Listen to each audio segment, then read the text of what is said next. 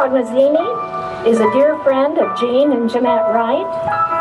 The Wrights moved in on January 15th, 2004, and Jean went to be with the Lord on October 17th, 2011.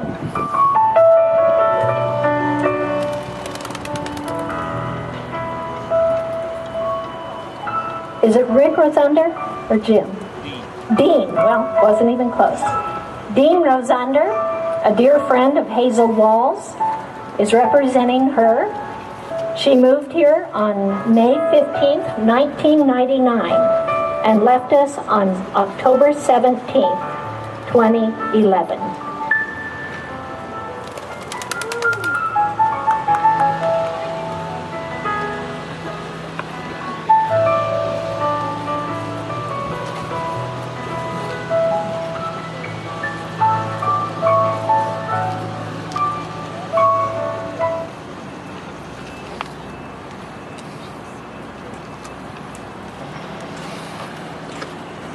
Ladies and gentlemen, at this time we'd like to invite Debbie Root, our soloist today, not tonight yet, that will be singing Wind Beneath My Wings.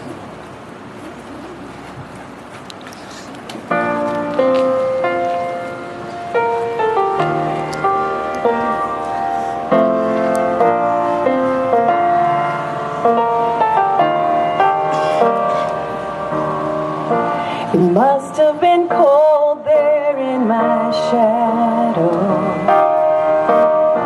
to never have sunlight on your face. You were content to let me shine.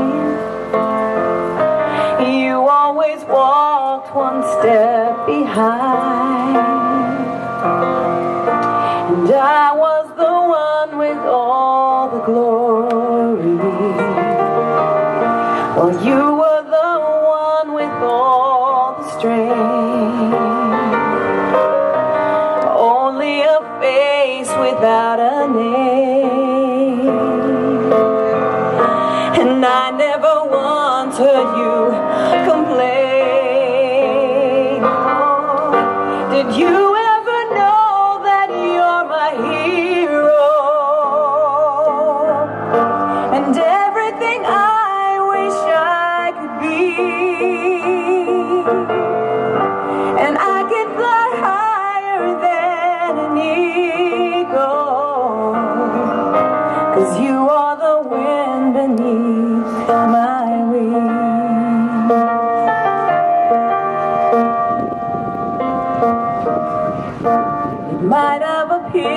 go unnoticed,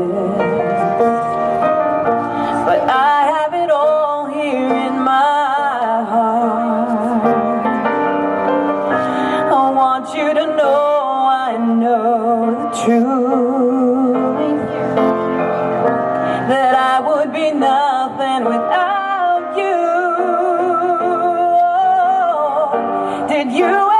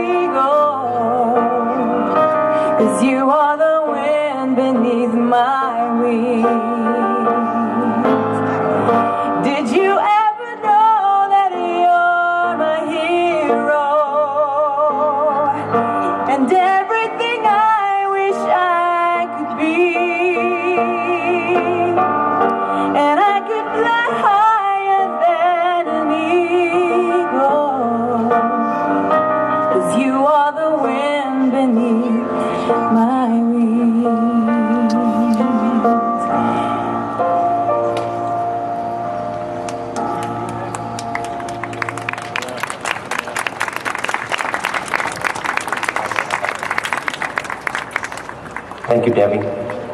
For those of you that may not know,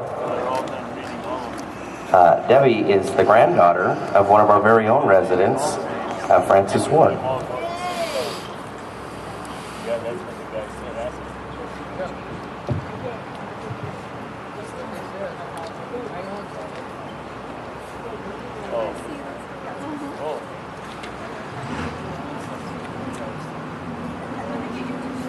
In an observance such as we're sharing in today, remembering the past, we remember life, we remember life sacrificed, and we remember the experience of death.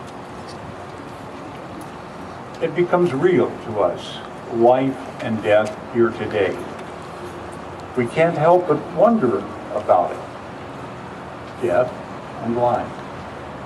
We long for some insight to help us grasp a little bit better that mysterious experience of living and the unknown of what's tomorrow.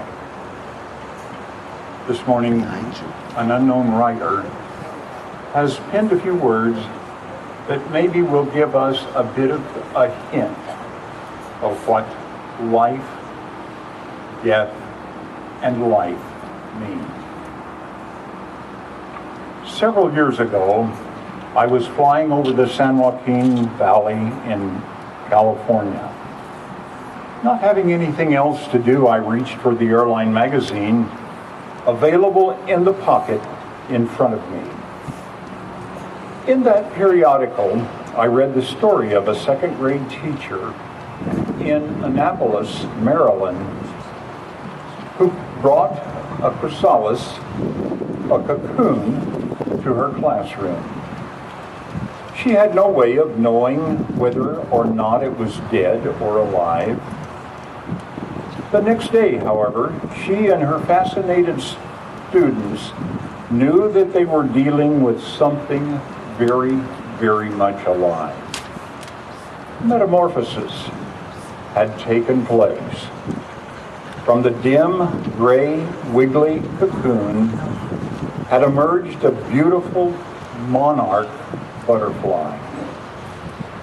The students were concerned about the little creature's fate. The not too balmy Atlantic coast weather promised a poor habitat for it, for this fledgling little bit of life. So the class planned a strategy. They carefully packed the winged beauty in a little box and took it to the local United Airlines office at Friendship International in Baltimore. And there they entrusted their prized new friend to a kind airline hostess. She promised to release that butterfly in San Francisco when they arrived. But the story doesn't end there. When the plane arrived in the Bay Area, rain was descending steadily, and the hostess didn't have the heart to release that fragile little creature in those heavy elements. So she persuaded a hostess on another flight to take that frail shipment to the beautiful resort city of Monterey. There, the happy monarch butterfly, released, soared into a sunnier, friendlier sky. Reflecting upon life and death as God sees it, the stage that we call life now represents the cocoon stage. Not that earthly life is grubby and dull, but in comparison to what ultimate change will be, life here now dimly foreshadows the glory we will possess in the presence of God. This life here holds its beauties, but the days are sometimes clouded by not so balmy weather. But one day, when the release of death comes, like that freed monarch butterfly, our spirits will be released into a sunnier, friendlier, more beautiful life. Our spiritual metamorphosis will culminate in the very presence of God.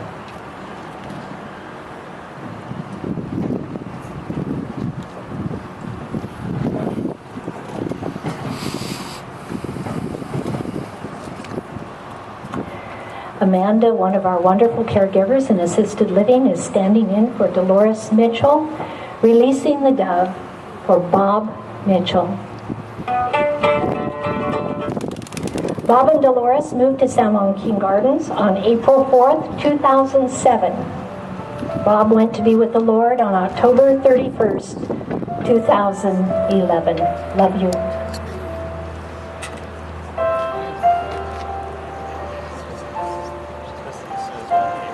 Joan Kincaid is representing her husband, Bob Kincaid. The Kincaids moved here on April 4th, 2007. Excuse me, on May 31st, 2007. And Bob left on November 19th, 2011.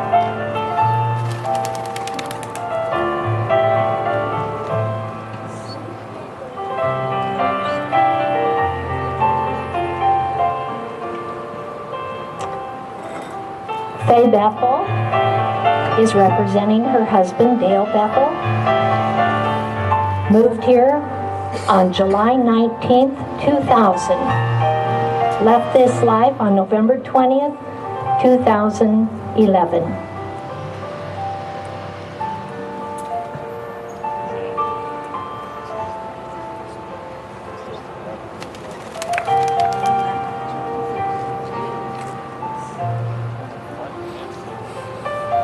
Rick Kolstad is the son-in-law of Dorothy McMillan. Dorothy moved here on December 11th, 2009, and left us on December 4th, 2011.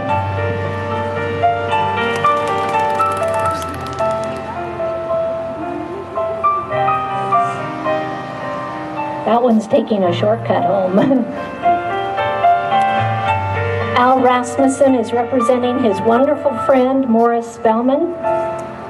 Pat and Morris moved to San Joaquin Gardens on September 2nd, 2000. Morris left this earth on December 15th, 2011. Okay, Al, you can let your bird go.